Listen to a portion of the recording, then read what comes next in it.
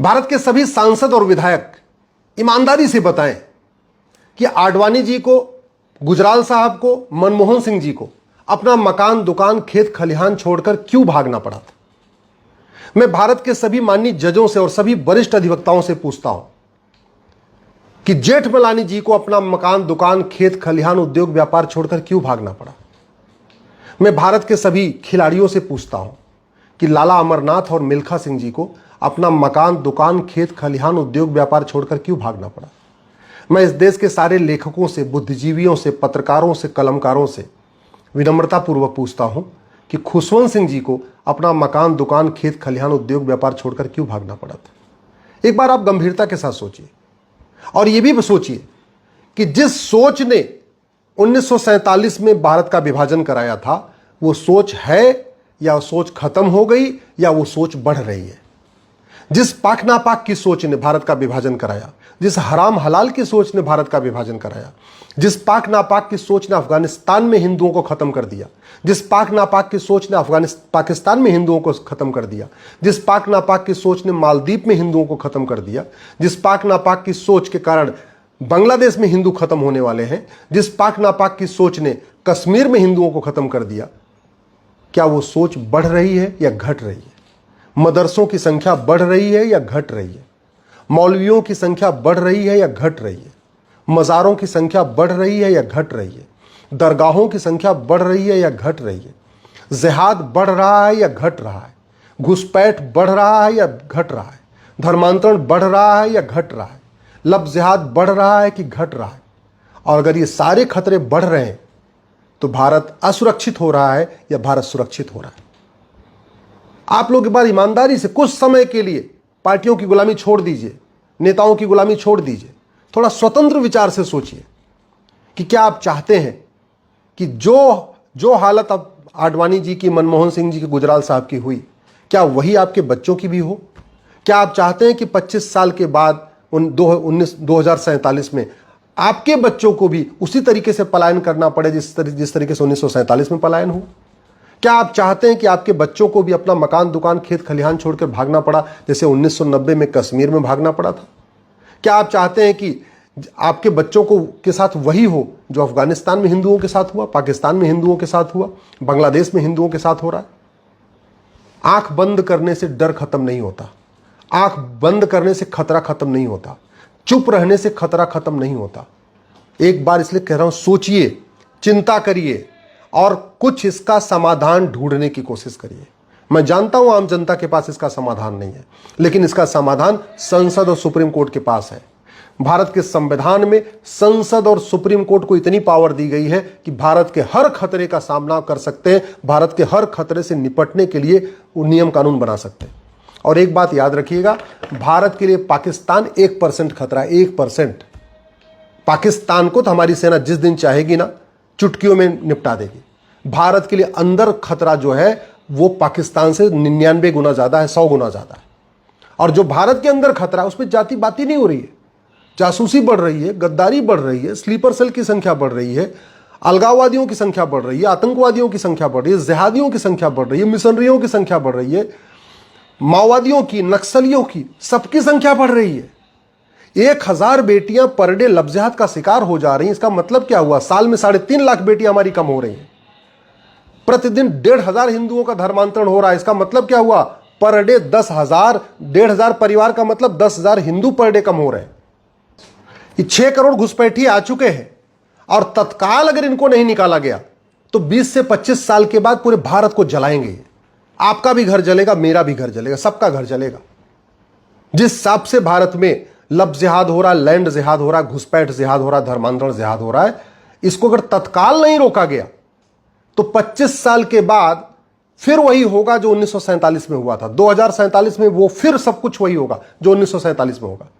1947 में नरसंहार हुआ था, 1947 में पलायन हुआ था, 1947 में हत्या हुई थी, 1947 में बलात्कार हुआ था। ये सब कुछ 2047 में होगा अगर हमने लफ्ज़ जिहाद को रोकने के लिए कठोर कानून नहीं बनाया, लैंड जिहाद को रोकने के लिए कठोर कानून नहीं बनाया, धर्मांतरण को रोकने के लिए कठोर कानून नहीं बनाया, घुसपैठ को रोकने के लिए कठोर कानून नहीं बनाया और जनसंख्या नियंत्रण कठोर कानून नहीं बनाया। 90,000 बच्चे रोज पैदा हो रहे हैं। अपराधियों की संख्या बढ़ रही है। क्यों? क्योंकि 90,000 बच्चे रोज पैदा हो रहे हैं। जिहादियों की संख्या बढ़ रही है, क्यों? क्योंकि 90,000 रोज पैदा हो रहे हैं। गरीबों की संख्या बढ़ रही है, क्यों? 90,000 बच्चे रोज पैदा हो रहे हैं। हम बेसिक चीजों पे चर्चा ही नहीं कर रहे हैं। जो हमारे लिए खतरा है उस पर चर्चा ही नहीं कर रहे हैं। मदरसा भारत के संविधान में कहीं नहीं लिखा है, और मदरसे बनते जा रहे हैं, बनते जा रहे हैं, बनते जा रहे हैं।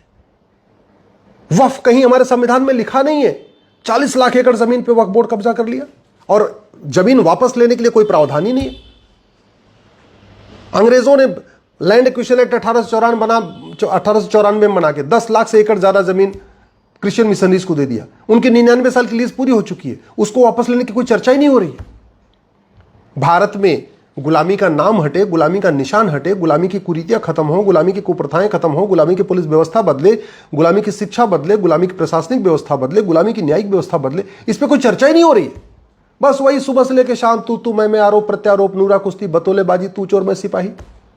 अखबार वाले भी आपका अटेंशन डाइवर्ट कर रहे हैं। मीडिया वाले तो ऐसी ऐसी बातों पे डिस्कस कर रहे हैं जिसका धरातल से कोई लेना देना नहीं, जिससे भारत को कोई फायदा नहीं होने वाला। केवल आपके साथ एक तरह इमोशनल गेम हो रहा है आपके साथ। और आप चूंकि जो सुन रहे हैं वही सोच रहे हैं, अपना दिमाग ही नहीं लगा रहे कि यार भारत की डेमोग्राफी बदल गई। 9 राज्यों में हिंदू खत्म हो चुके हैं, 800 जिलों में से 200 जिलों में हिंदू खत्म हो चुके हैं। ये कैसे रुकेगा?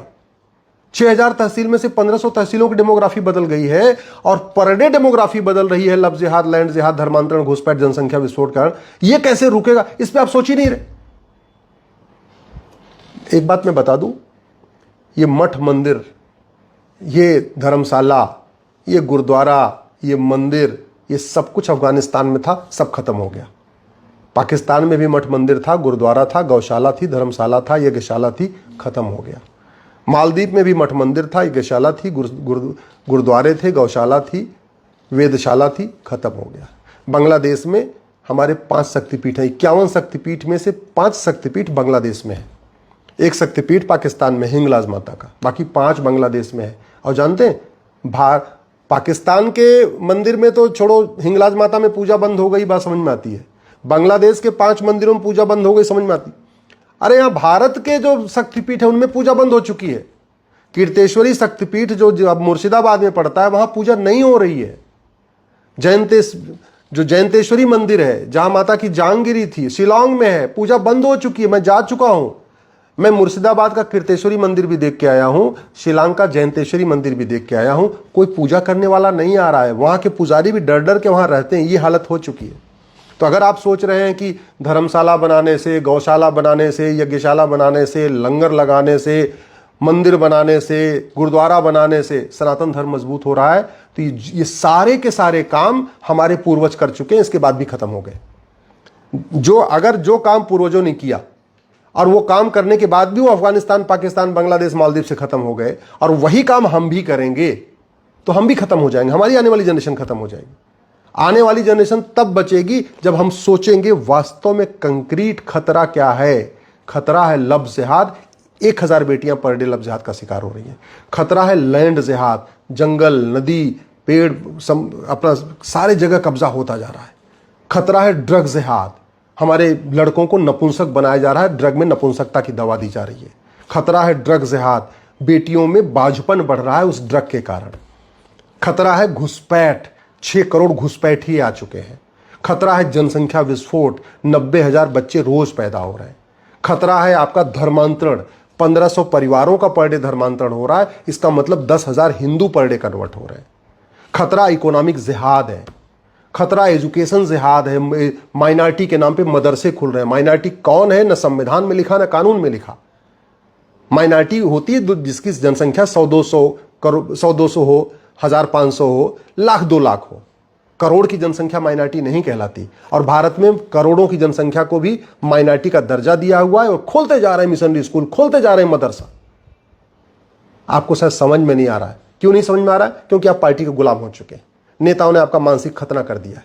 नेताओं ने आपकी सोचने समझने की क्षमता खत्म कर दिया है। हालत ये हो गई है, नेता, अभिनेता, लेखक, बुद्धिजीवी, पत्रकार, कलमकार सुबह से लेकर शाम तक तू मैं कर रहे हैं, बकवास की चीजों पे चर्चा कर रहे हैं। लेकिन जिस कारण से भारत की डेमोग्राफी बदल रही है उस पर चर्चा नहीं हो रही है। 90,000 बच्चे, चीन में 45,000 पर डे, भारत में 90,000 पर डे। चर्चा ही नहीं हो रही है।